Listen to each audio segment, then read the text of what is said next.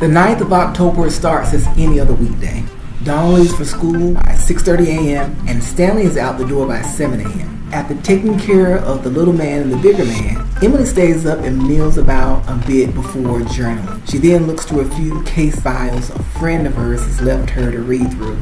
This helps keep Emily sharp, but also is helpful to her friend. Emily was the sole summa cum laude in her class and had interned at the most respected law firm in Connecticut. Her enlightening way of internalizing and understanding the nuances of the law was invaluable to the law firm and was the envy of her friends.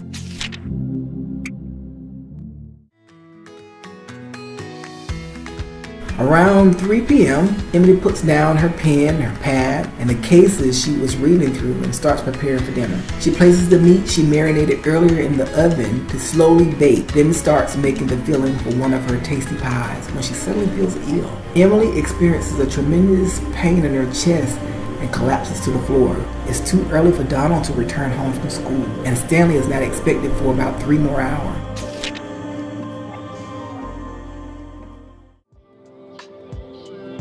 As it turns out, Stanley made arrangements to leave work earlier. He realized he had been cross with Emily and Donald a lot lately.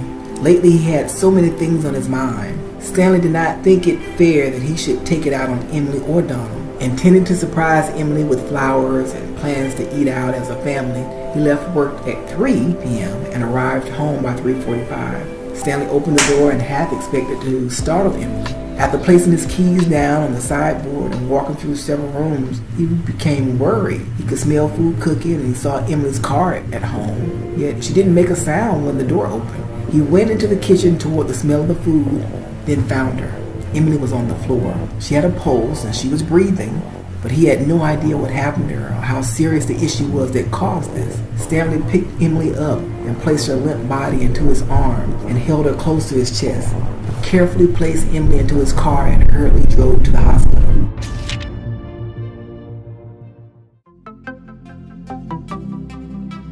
Emily was alright. After running a battery of tests, aside from a small bump on her head, doctors determined she was in perfect health. They find that all of Emily's vitals are good and the medical scare is an age-old occurrence. The only anomaly in the doctor's finding was that she was 25 weeks pregnant.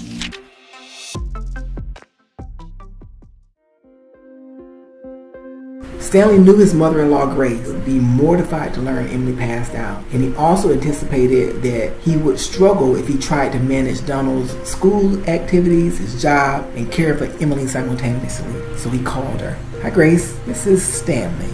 I have something to tell you about Emily. She passed out." "Yes, she passed out. I found her when I came home. She was on the floor, but she's fine. The doctor gave her a clean bill of health. I need to ask your help to look after Emily and Donald. I think I'd be overwhelmed with managing care and work. Can you help?"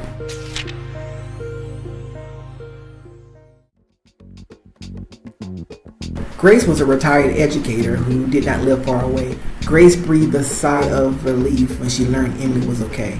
Grace knew Emily's routines and the locations she traveled. She went to pick up Donald from the neighbors and brought him to be at his mom's side in the hospital. Grace pledged to Stanley that she would stay as long as necessary and that she would leave before she became too bothersome. Stanley laughed, he thanked her, and he gave her a huge hug.